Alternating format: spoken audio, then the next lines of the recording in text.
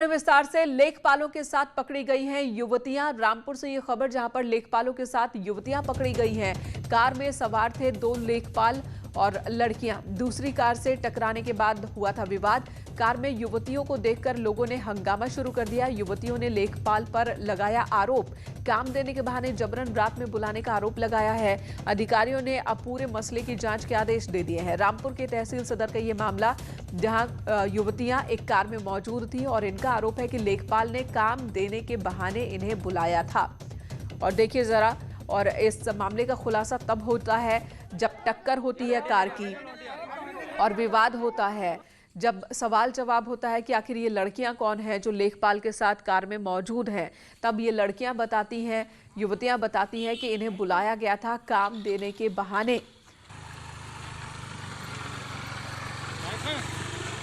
Sir, काम के purpose से कि हम आपको काम देंगे, घर बैठे काम मिलेगा। जो लड़कियों की शादी के 6 महीने पहले जो पैसा मिलता है और 6 महीने बाद भी मिलता है, तो उसके लिए बोले आपको घर बैठे काम मिलता रहेगा और आपको इसमें भी कमीशन मिलता रहेगा। जो शादियों का पैसा मिलता है, विजेंद्र सिंह ने बोला।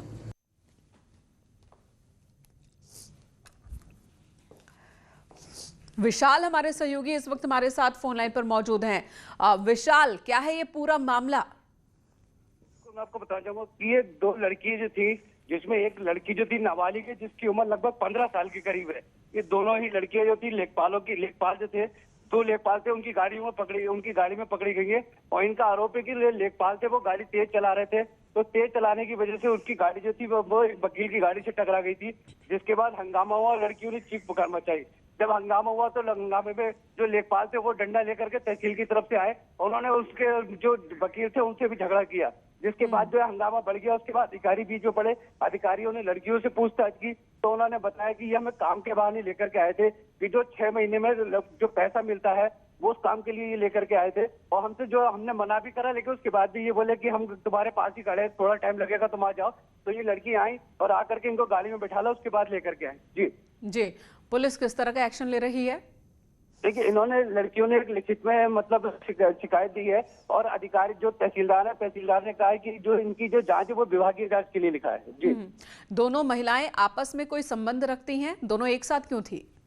देखिए, ये तो अभी उन्होंने नहीं बताया, लेकिन जिस तरह से देखा जाए कि एक जो युवती है वो तो महिला है और दूसरी जो मतलब लड़की है वो महिला लड़की है, उसकी लगभग उम्र जो है वो 15 साल की है। तो देखने वाली बात ये होगी कि योगी जी जिस तरह से उनका एक एंटी रोमियो स्क्वाड भी चल रहा है, उसके बाद भी लेखपालों के साथ जो लेखपालों ने जो हरकत करी है, जो एक नाबालिग लड़की है उसको भी अपने कार में बैठाला है और उस तरह से जो पकड़ी गई है वो एक देखने वाली बात होगी। विशाल, धन्यवाद इस वक्त पूरी जानकारी देने के लिए। तो बहुत ही सस्पेंस भी यहाँ पर नजर आ रहा है। 2 लेखपाल एक कार में होते हैं और उनके साथ एक महिला और एक नाबालिग लड़की। हालांकि जब टक्कर होती है उसके बाद ये चिल्लाने लगती हैं, हंगामा मचाती हैं और फिर आरोप लगाती हैं कि काम देने के बहाने इन्हें बुलाया गया था। और अब पुलिस इस पूरे मसले में छानबीन में जुटी है, मामले की जांच चल रही है। अगली खबर का रुख करते हैं। आगरा में एक पति ने अवैध संबंध का आरोप लगाकर पत्नी की पिटाई कर दी। पति ने पहले थप्पड़ों से पीटा और उसके बाद चप्पलों की बरसात की। थाना ताजगंज क्षेत्र का ये मामला है, जहां एक होटल में पत्नी अपने फ्रेंड के साथ थी, अपने दोस्त के साथ थी। पति वहां पहुंचता है और उसके बाद पति पत्नी और उसके दोस्त को आपत्तिजनक स्थिति में पाता है, जिसके बाद उसकी पिटाई शुरू कर देता है। और वहीं पर मौजूद किसी शख्स ने इसका वीडियो भी बनाया है और ये वीडियो इस वक्त आप देख रहे हैं। होटल के अंदर की तस्वीर आप देख रहे हैं, जहां पति पत्नी को थप्पड़ों से मारा जा रहा है और जब उसका मन नहीं भरता तो वो चप्पलों से अपनी पत्नी की पिटाई करता है।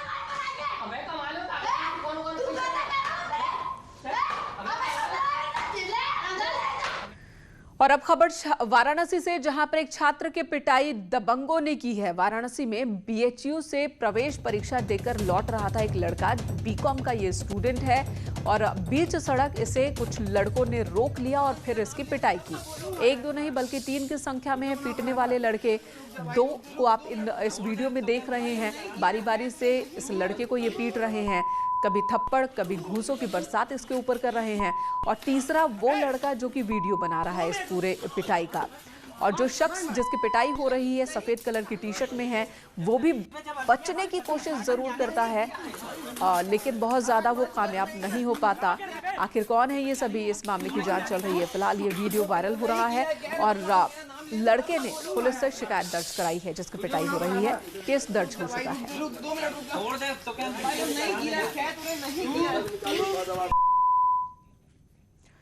खबर झांसी से, जहां पर मामूली विवाद में दो पक्षों के बीच मारपीट हो गई और इसका वीडियो सोशल मीडिया पर वायरल हो गया।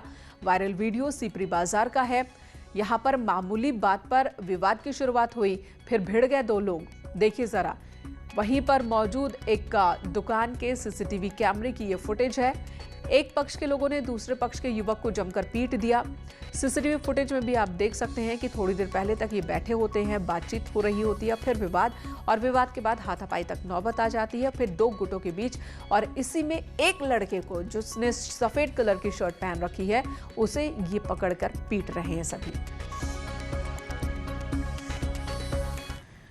और कुशीनगर में प्रेमी जोड़े के चेहरे पर कालिख पोतकर घुमाने के मामले में पुलिस ने कड़ी कार्रवाई की। 12 लोगों को गिरफ्तार किया गया है।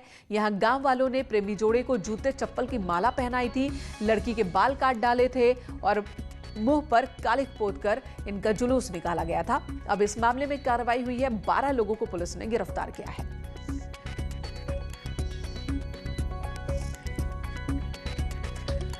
खबर बुलंदशहर से, जहां पर एनकाउंटर हुआ है और एनकाउंटर के बाद 25,000 का इनामी विकास गिरफ्तार किया गया। मुठभेड़ के दौरान बदमाश विकास को गोली लगी। टॉप 10 बदमाशों की लिस्ट में ये शामिल है। विकास पर हाथरस, बुलंदशहर, अलीगढ़ कई मामले दर्ज हैं। हजरतपुर गांव के पास ये एनकाउंटर हुआ है। स्वाट टीम, खुर्जा देहात पुलिस संयुक्त रूप से कामयाबी हासिल की है पुलिस ने। और ये तस्वीर हम आपको दिखा रहे हैं, मौके की तस्वीर जहां पर एनकाउंटर हुआ।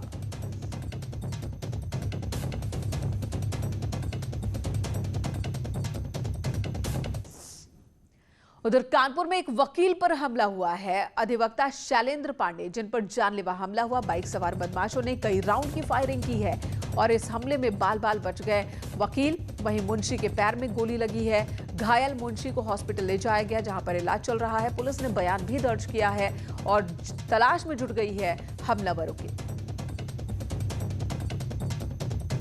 शैलेंद्र कुमार पांडे जी हैं, जिला कोर्ट में वकालत करते हैं। यहाँ पर अपने केबिन से घर जा रहे थे। इनके साथ में इनके एक मुंशी भी थे। तो इनका स्टेटमेंट ये है कि कुछ लोगों ने इनके ऊपर फायरिंग किया हुआ है और जो इनके मुंशी हैं उनके पैर में चोट भी लगी है। तो उसी वजह से यहाँ पे इलाज भी चल रहा है इस समय और तहरीर मिल गई है, कार्रवाई की जा रही है इस संदर्भ में। श्याम तिवारी हमारे सहयोगी इस वक्त हमारे साथ मौजूद है। श्याम, लगातार अपराधी पुलिस को चुनौती दे रहे हैं। यहाँ पर एक वकील पर जानलेवा हमला, वो तो शुक्र है कि वो बाल बाल बच गए और मुंशी को भी पैर में गोली लगी। खतरे में नहीं वो जान। बिल्कुल, ये जो घटना है आपको बता दें कि कचहरी परिसर से थोड़ी सी दूरी पर है और एसएसपी ऑफिस के पास की है। हालांकि एसएसपी ऑफिस में रात में कोई नहीं रहता है, लेकिन जिस तरीके से इस वारदात को अंजाम देने का प्रयास किया गया, जिस तरीके से एसएसपी ऑफिस के बाहर फायरिंग की गई और अधिवक्ता मुंशी वहां पर घायल हुआ है, तो निश्चित तौर पर जो अपराधी थे उन्होंने दुस्साहसिक वारदात को अंजाम दिया है। जिस तरीके से मुंशी ने बताया कि 2 मोटरसाइकिल पर सवार 4 लोग आए थे जो कि हेलमेट लगाए हुए थे। उन्होंने ताबड़तोड़ फायरिंग करना शुरू कर दिया, जिसके बाद उन्होंने भागे दोनों लोग और इसी क्रम में जो गोली है वो मुंशी के पैर में लगी है। जिसके बाद पुलिस को सूचना दी गई। पुलिस मौके पर पहुंची और पुलिस जांच पड़ताल में लगी हुई है कि आखिर ये कौन लोग हैं, कौन हमलावर हैं जिन्होंने हमला किया है। पुलिस आसपास से सीसीटीवी कैमरों को भी खंगाल रही है, जिनसे मोटरसाइकिल और उसके आधार पर फिर हमलावरों तक पहुंचा जा सके। श्याम, धन्यवाद इस वक्त पूरी जानकारी देने के लिए। तो पुलिस लगातार अब तलाश में जुटी है हमलावरों के। और अगली खबर का रुख कर लेते हैं। अगली खबर जो हम आपको बता दें कि अभी आपने जो खबर देखी कानपुर की, जहां पर एक वकील पर जानलेवा हमला होता है। हालांकि उन्होंने ये नहीं बताया है कि किसी से कोई रंजिश या फिर दुश्मनी की बात उन्होंने नहीं बताई, लेकिन पुलिस मामले की जांच में जुटी है। अब बात हम करप्शन के खिलाफ हो रही कार्रवाई की कर लेते हैं। भ्रष्टाचार को लेकर जीरो टॉलरेंस की नीति अपनाने वाली योगी सरकार भ्रष्ट अधिकारियों को भी छोड़ने के मूड में नहीं। ऐसे अधिकारियों पर सख्त एक्शन लिए जा रहे हैं। 24 घंटे के अंदर 2 IPS अधिकारियों पर एक्शन लिया गया और भ्रष्टाचार को किसी भी कीमत पर बर्दाश्त नहीं किया जाएगा, यही संदेश दिया गया। भ्रष्टाचार के आरोपी अधिकारियों के खिलाफ योगी सरकार का एक्शन जारी है। सीएम योगी आदित्यनाथ ने महोबा के एसपी मणिलाल पाटीदार को सस्पेंड कर दिया है। पाटीदार पर सरकारी परिवहन में लगी गाड़ियों से अवैध पैसे मांगने का आरोप था। मणिलाल पाटीदार की जगह अरुण कुमार श्रीवास्तव को महोबा का नया एसपी बनाया गया है। पिछले 24 घंटे में IPS अधिकारियों के खिलाफ ये दूसरी बड़ी कार्रवाई है। इससे पहले मंगलवार को मुख्यमंत्री योगी आदित्यनाथ ने प्रयागराज के SSP अभिषेक दीक्षित को सस्पेंड कर DG दफ्तर से अटैच करने का आदेश दिया था। अभिषेक दीक्षित पर अपराध पर काबू पाने में नाकाम रहने और कानून व्यवस्था में लापरवाही और भ्रष्टाचार के आरोपों में कार्रवाई हुई। इससे पहले पिछले कुछ महीनों में भ्रष्टाचार, कामकाज में लापरवाही के आरोप और दूसरे कारणों से मुख्यमंत्री योगी ने 7 आईपीएस अधिकारियों को सस्पेंड किया है। योगी सरकार ने दिनेश चंद्र दुबे, अरविंद सेन, अतुल शर्मा, एन कोलांची को भ्रष्टाचार के आरोप में सस्पेंड किया था, जबकि वैभव कृष्ण, डॉक्टर सतीश कुमार और सुभाष चंद्र दुबे को दूसरे आरोपों में सस्पेंड किया गया था। और अब खबर गौतम बुद्ध नगर से, जहां पर हत्या का एक सीसीटीवी फुटेज सामने आया है। 2 दिन पहले हत्या हुई थी, रिटायर्ड दारोगा के बेटे की हत्या हुई थी और अब इसी हत्याकांड का सीसीटीवी फुटेज सामने आया है, जिसमें 3 हमलावर दिख रहे हैं। दादरी बाजार में ये हत्या हुई थी और इस हत्या की तस्वीर अब सामने आई है। सीसीटीवी फुटेज सामने आया है जिसमें 3 हमलावर नजर आ रहे हैं जिन्होंने इस वारदात को अंजाम दिया।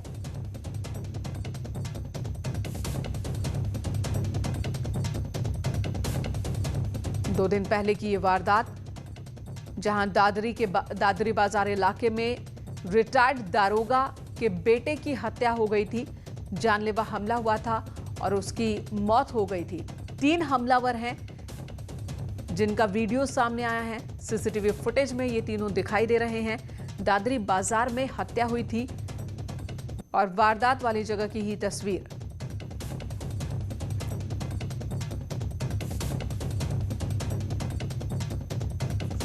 अमित सिंह हमारे सहयोगी इस वक्त हमारे साथ फोन लाइन पर मौजूद हैं।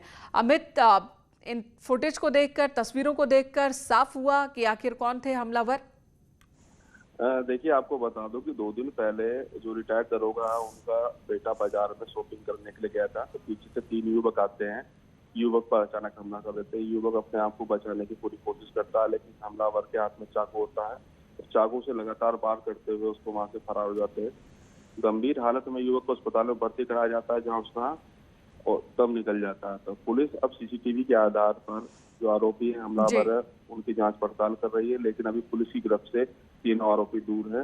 अब देखना होगा कि पुलिस कब तक ये 3 आरोपी को गिरफ्तार कर पाती है। जी अमित, और ये फुटेज हमारे दर्शक भी देख पा रहे हैं, तस्वीरें हमारे दर्शक भी देख पा रहे हैं। सीसीटीवी फुटेज ये देखिए, बाकायदा जब दारोगा का बेटा, वो देखिए वो शॉप पे खड़े हैं और पीछे से ये तीनों आते हैं और पकड़कर उनके साथ मारपीट शुरू कर देते हैं और इसी बीच वो अपनी जान बचाकर भागता भी है। शायद उसे इस बात का अंदाजा हो चला होता है कि ये कौन है, क्योंकि जिस तरह से वो भागने की कोशिश करता है तो लगता है कि उसे भी पता था कि उस पर जानलेवा हमला होने वाला है, लेकिन अपनी जान बचा नहीं पाता। चाकुओं से कई बार हमला करते हैं ये तीनों लड़के, जहां वो नाली में गिर जाता है दारोगा का बेटा और फिर हॉस्पिटल में उनकी जान चली जाती है। तो ये तस्वीरें बता रही हैं कि किस तरह भरे बाजार में भी अपराधी अपराध को अंजाम देने से बाज नहीं आ रहे हैं। यहाँ पर बड़ी संख्या में लोग हैं।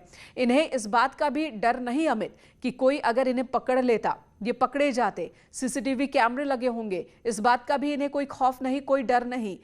क्या पता चला है? क्या दारोगा ने, रिटायर्ड दारोगा ने बताया है कि कौन हो सकते हैं ये लोग? देखिए, आपको बता दूं कि जो पुलिस को जो सीसीटीवी के आधार पर सूचना मिली है, ये इसके पुराने दोस्त थे। किसी बात को लेकर विवाद हुआ था और विवाद इतना बढ़ गया कि इसकी जान लेने पर उतारू हो गए। तो पता चला था कि बाजार में शॉपिंग करने जा रहा था।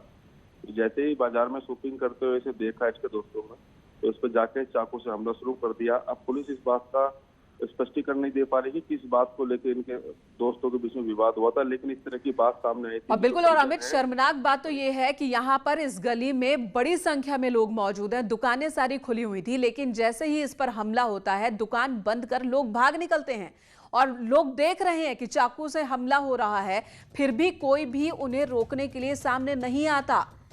इतने सारे चश्मदीद गवाह इस हत्याकांड के, लेकिन कोई सामने नहीं आता, कोई बचाने नहीं आता इसे। इतनी भीड़ रहती है जब हमला होता है। बाकायदा यहाँ पर जब चाकुओं से उसे गोदा जा रहा है, कई लोग हैं जो देख रहे हैं इस हमले को। अगर ये सब मिलकर सामने आते तो शायद हमलावर भाग जाते और शायद जान बच गई होती इस शख्स की, लेकिन ऐसा हुआ नहीं। फिलहाल ये सीसीटीवी फुटेज सामने आया है और इसके आधार पर पुलिस जांच कर रही है। अगली खबर का रुख करते हैं हरदोई से, जहां पर 2 ट्रकों में आग लग गई और टक्कर के बाद 2 ट्रकों में लगी आग। रोशनपुर के पास यह हादसा हुआ है और हादसे में दोनों ट्रक चालक झुलस गए हैं।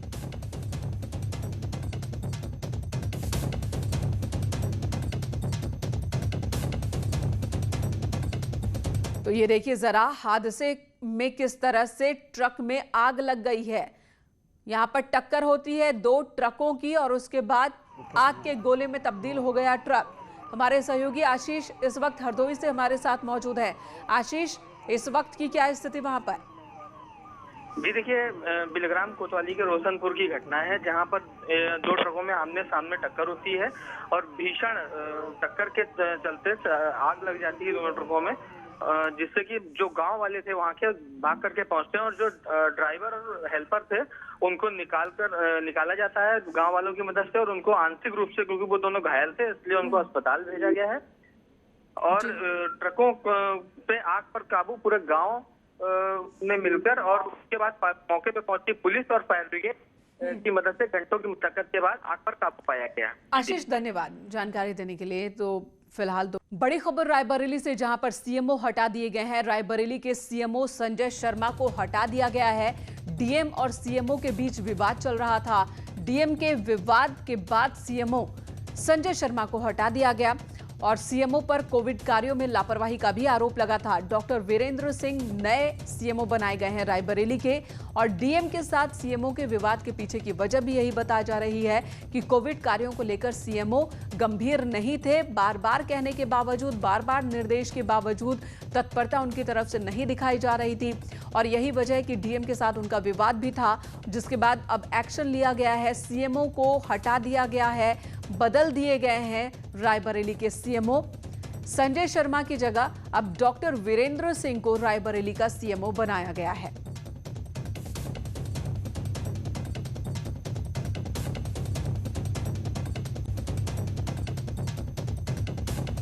लगातार एक्शन चल रहा है उत्तर प्रदेश में, खासकर उन अधिकारियों के खिलाफ भी, चाहे वो आईपीएस हो या फिर मेडिकल फील्ड से जुड़े हों, जिन पर करप्शन के आरोप लग रहे हैं और जिन पर लापरवाही के आरोप लग रहे हैं। और सख्ती का ही असर कि रायबरेली के सीएमओ को हटा दिया गया है, बदल दिए गए हैं। और इस वक्त हमारे सहयोगी मोहन, हमारे सहयोगी रायबरेली से हमारे साथ मौजूद हैं।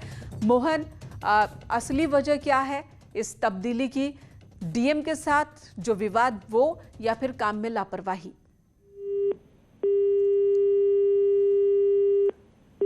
फिलहाल मोहन से संपर्क हमारा टूट गया, लेकिन बड़ा एक्शन यहां पर लिया गया है। रायबरेली के सीएमओ को बदल दिया गया, संजय शर्मा हटा दिए गए हैं, डॉक्टर वीरेंद्र सिंह को नया सीएमओ बनाया गया है। बताया यही जा रहा है कि कोविड को लेकर के गंभीरता नहीं दिखा रहे थे डॉक्टर संजय शर्मा, जिसकी वजह से ही उन्हें हटाया गया है। चलिए, फिलहाल इस बुलेटिन में इतना ही, लेकिन ब्रेक के बाद भी खबरों का सिलसिला जारी है, इसलिए आप बने रहें न्यूज़ 18 के साथ।